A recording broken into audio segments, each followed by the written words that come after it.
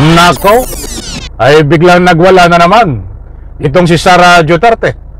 Galit na galit, gustong manakit, ayaw magpapigil, ayaw magpaawat, at ito ang kanyang sinapit.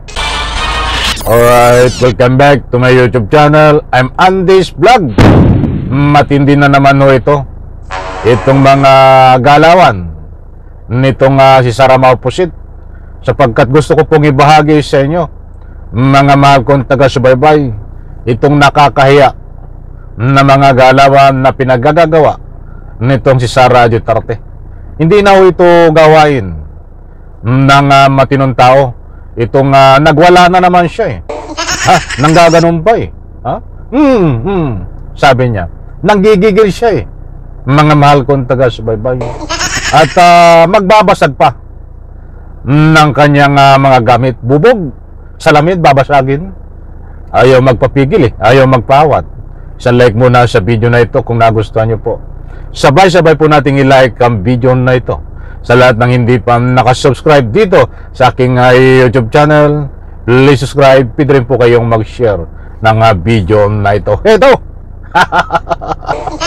Habang nagwawala ho itong si Sara Duterte, ay bigyan po natin ng isang halakhak na bilang pangontra, mga mahal kong taga-subaybay, dahil ito ay baka makapangagat pa. Hindi na ho talaga ito kaya ng basta albularyo. Kailangan ho dito ay espesyalista na albularyo upang sa ganun mapatingnan ang laman ng tunay na kanyang kaisipan. Sabagay, 24 hours naman ho diyan sa Mandaluyong. Dapat ito dalhin doon eh. Eto, mga kaibigan, shoutout po sa lahat. Samahan niyo po ako kapag mayroon po kayong pagkakataon na panoorin hanggang dulo, at nasa ganon, lubos niyo pong maunawaan. Matindi ito, oh. Bukas ay State of the Nation Address. Right. Go. Sayang ang data.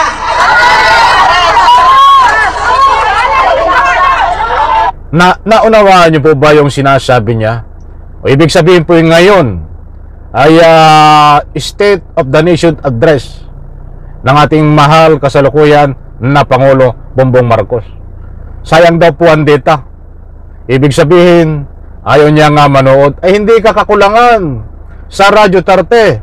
Kung hindi ka manunood at hindi ka rin kakulangan sa Republika ng Pilipinas, bagkus kasubrahan ka pa. Sobra-sobrang ang tao dito sa Pilipinas. At ikaw ay isa sa sobra. Dito ba mga kaibigan? Ay nagmamalinis ito. Humarap ka nga sa salamin, Sara Maupusit. Daw ka magsalita na yan. Ay sandalit, patapusin muna natin ito.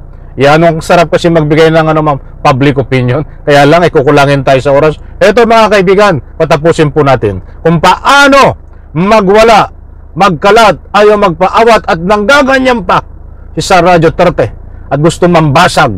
Ano ang babasagin ito? Delikado ko na ito. Baka makapambasag ng kapwa.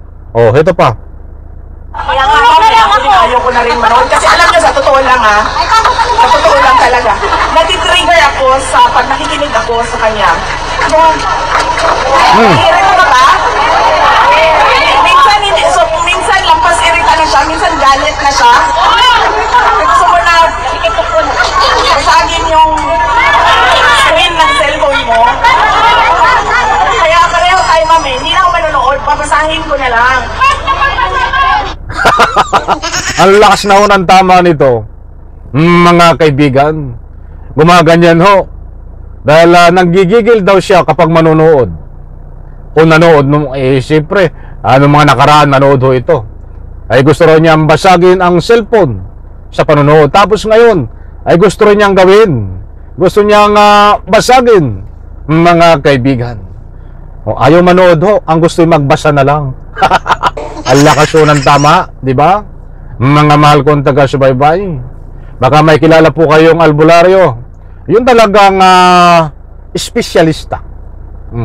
Dahil hindi ito kailangan talaga, o muli kong inuulit, hindi na ito kailangan ng basta ordinaryong albularyo para patingnan at nasa ganun. kung ilang tornilyo ho ang nalaglag nito dito sa kanyang kaisipan. Hindi na ito gawain ng matino. Ayaw hong manood, ba't gusto magbasa? Anong pinapahirapan mo at niloloko mo ang iyong sarili, Sara Maupusit Piatos?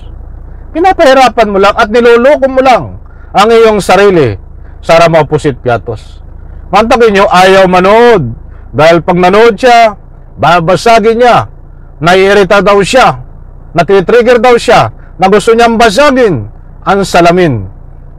Kala ko yung salamin ng kaharap mo. Salamin ng kaharap mo ba ang babasagin? Gawain po ba ng isang matinong tao yan? Sige nga po, konting sorbi lang. Gawain po ba ng isang matinong tao itong sinasabi ni Sara Maupusit Piatos? Diyan po sa comment section. Inaanyayahan ko po kayo magbigay ng anumang public opinion. Ito pa. Kailangan natin magbasa. Kasi kailangan natin malaman kung ano na naman ang pambobola na sinasabi sa taong bayan. Yan yung kailangan natin ipaintindi sa mga tao na mag-State of the Nation address, yung mga kasamahan niya doon, magpapalakpakan sa lahat ng sinasabi niya na hindi naman natin nararamdaman tungkol sa ating mga barangay. Talaga ba? Ito itali nyo na ho. Nasa ibang bansa siya ngayon nagkakalat ho.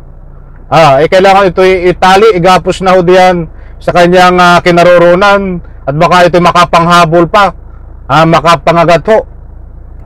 Sinasapian na naman ho ito ng masamang espiritu. Doon sa ating mga tahanan. Kasi kahit ano pa man ang sabihin nila, yung mga picture nila, yung mga numbers nila, mga sulat nila, hindi natin nakikita sa ating mga komunidad. Kailangan natin ng mas maayos na pamamahala sa ating bayan. We deserve... Ang lakas ng hangin. Ay wala naman bagyo. Mga mahal kong taga-subaybay. Iyan si Sara Maupusit Piatos. Mga mahal kong taga-subaybay. Nandun ho siya ibang bansa, nagkakalat. Antakin nyo ho. Naiintindihan ko yung sinasabi niya. Pero mahirap pong maunawaan. Katulad nung hindi siya manonood. Dahil gusto niyang basagin ang salamin ng kanyang cellphone.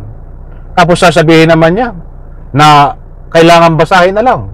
Niloloko ang sarili Pinahirapan pa ang kanyang sarili. Tapos itong huli, ang sabi niya, hindi rin nakikita yung sulat. At parang, yung dahil pa yung red kinder, di ba? Yung kinder, ang bilis magsalita. Ito napakabagal. Na, siyempre, para makabudol, nagpapaawa. Mga kaibigan, di ba lang kung anong sinasabi? Di po ba? Mga mahal kong taga-subaybay. So, kayo na po ang bahalang umintindi dito at umunawa. Kung ano ho ang inyong pagkakaunawa na sinasabi ni Sara Maupusit Duterte. Ayan po ay buong pusong nilerespeto ko. Kung ipagtanggol nyo ho si Sara Duterte, diyan ho sa comment section. Yan ay buong puso ko rin nilerespeto. Karapatan nyo po yan.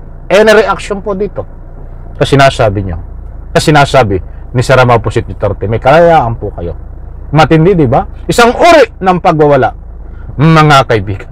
Kung nandito ito sa Pilipinas, baka mag-arte-arte na naman, mag-ganyan-ganyan, no? Nanggaganyan pa, babasagin daw niya yung cellphone. Gusto ko nang basagin yung ng cellphone. Nako, lumantugtugin na yan. Matindi yung pagwawala na naman ito ni Sara Duterte na nagkakalat. Diyan ho. Sa ibang bansa. Kailangan ho ito ay dalhin na sa pinakamalapit at espesyalista na albularyo upang patingnan kung ano ang tunay na laman ng kaisipan. Sanlay ko sa video na ito. Palakpakan.